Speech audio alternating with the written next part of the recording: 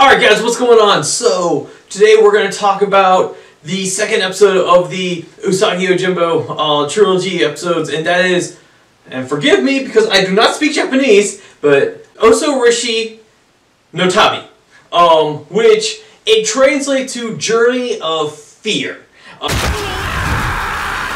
And this episode kind of starts out really differently from all the other Ninja Turtle episodes like we've ever actually seen.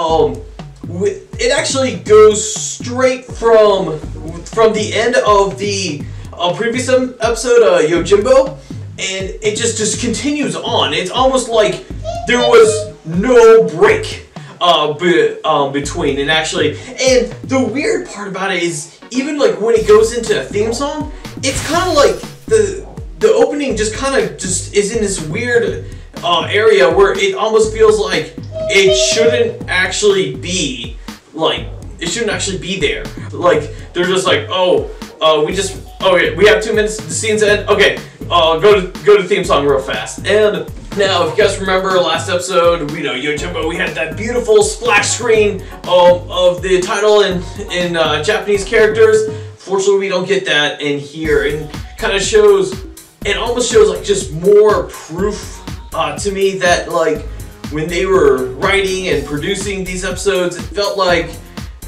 they more were concentrating on just the three just to look good together instead of it actually being like 3 actual separate stories. Wake up, little one. What happened? And it really shows that this is really the first like story that we've had in this season where we just did not have an option to see the entire thing in one sitting right away, and especially since we got spoiled with both the DVD release of the Kavax's storyline and Worlds Collide being an hour special. It kind of just hurts just a little more there.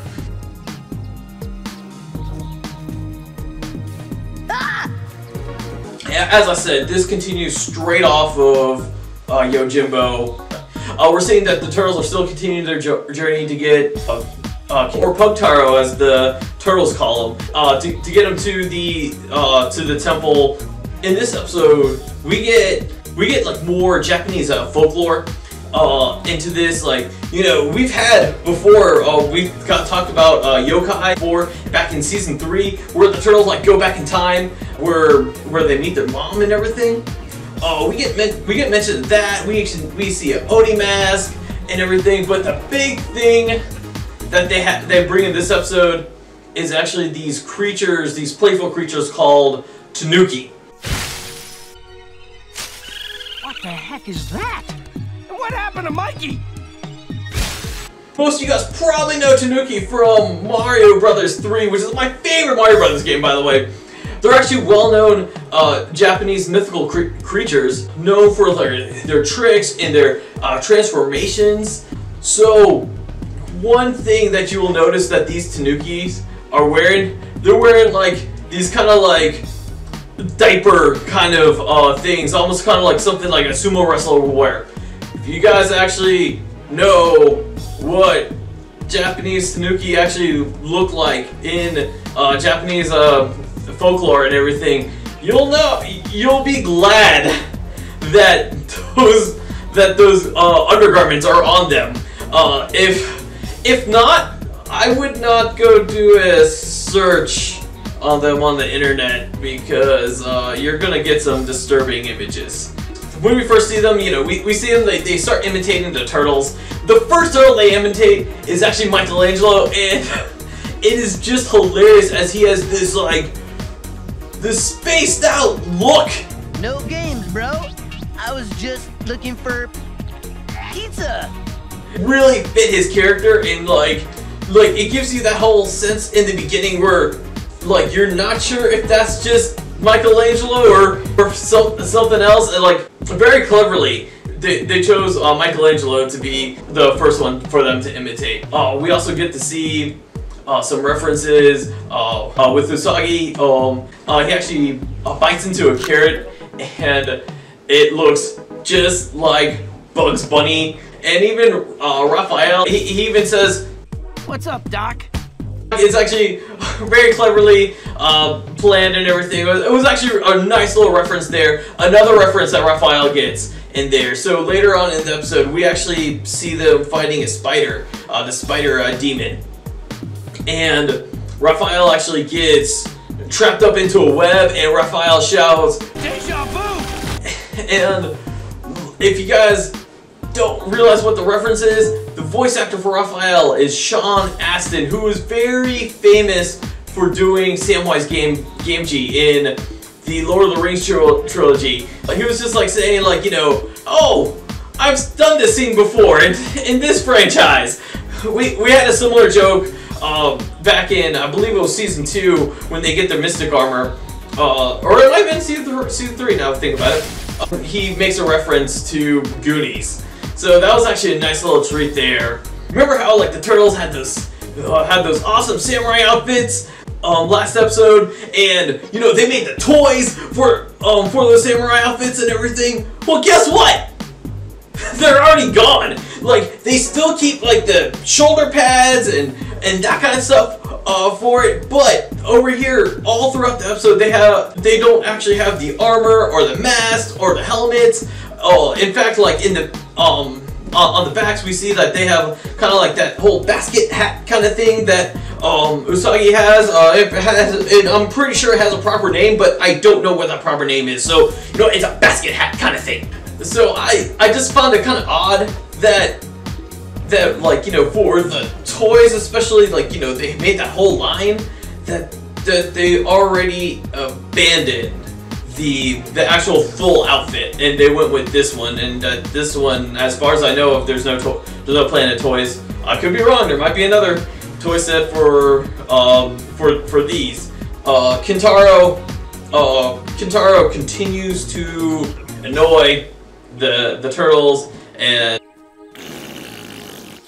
I believe they did that. They portray it very well, just because even though it kind of annoys the audience, but that's what his character is supposed to be.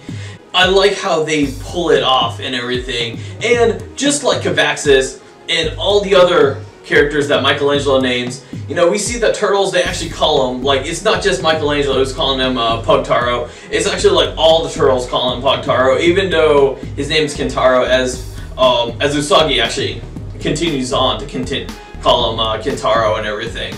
Everything that we have in this episode, like, it's more like a journey kind of thing, as it's them going their way to the Forbidden Temple for their final destination. And we don't really get much of, like, Jay. We don't even see Sumakumo in there. But, so, as I mentioned before, after the Tanuki part of their journey, they go into the cave and they see the spider. That whole scene, it gets very kind of creepy, like, so we get from, like, you know, the very playful scene with the Tanukis and everything, and then we go into the dark, gloomy cave with the monster spider that's, like, ready just to kill the Turtles, and just, like, such a dynamic, like, situation in there. And from there, like, you know, as this team has, like, shown before, like, when they have, like, monster creatures or, like, you know, these kind of things was kind of like, you know, scary imagery. I mean, they make it, like, very scary. They're really good at doing that, and especially, like, the kind of, like, the gross imagery and everything. From there, they do just fantastic job. They continue to do that job right there. In this episode, like, you know, the Turtles, we actually have more of a focus on them, and, like, they're not the secondary characters in this. In fact, we get a lot of butting heads between Leonardo and Usagi, as Leonardo, you know, he's the leader, but he's in this strange kind of land that he's not familiar with, but he still kind of tries to continue to do things his way, as Usagi, he's the character who's actually from this area and who actually knows what to do about these creatures, and that just causes, like, this kind of, like, just this leadership toughness grudge match kind of go between them. It's actually very fitting between them. Parts of me I find a little odd just because I remember from the 2003 cartoon, I remember how Leonardo and Usagi became like really good friends in there, and I actually really liked that about that show. But over here, I'm sure for the next episode we're gonna see that friendship kind of get a little better. But it's just, for me, it was just a little odd just to see them butting heads there. So once their journey kind of ends, we get to the final sequence of the episode where everything kind of gets dark and gloomy. We see Jay return and going after the turtles again, and so it gets very dark really fast in this sequence. Once everything kind of gets resolved, you kind of see that coming like right away. It's very predictable in that sense. That does not take away from the darkness that is over here. And just like how very cliche everything is, where they're now down into like the final count, and there's really nothing. There's really no hope. It's almost like, oh, cute, thunder and rain right here. I mean, it's almost like, oh, okay, you have to have rain now because, like, this is a scene of no more hope. I sense the evil inside of you, Leonardo. As I said, you see the outcome coming like a mile away. So now some other things I really liked about this episode. So last episode we had that like great Japanese background music, and we get that again in here. Very subtle, very fitting, and especially that music number that comes on right after the theme song. I actually really enjoyed that a lot. It's great to see like the turtles with Usagi and Kintaro again, and by the time this episode ends, it just made me can't wait for the next episode, which is actually going to be the conclusion. So let me know down in the comments below what did you guys think about this episode? What were some of your favorite moments from here? Till next time, guys. All right, see ya. Man, I just have this awful headache. Donatello, I'm Donatello. I'm Donatello. Please like and subscribe. I'm Donatello.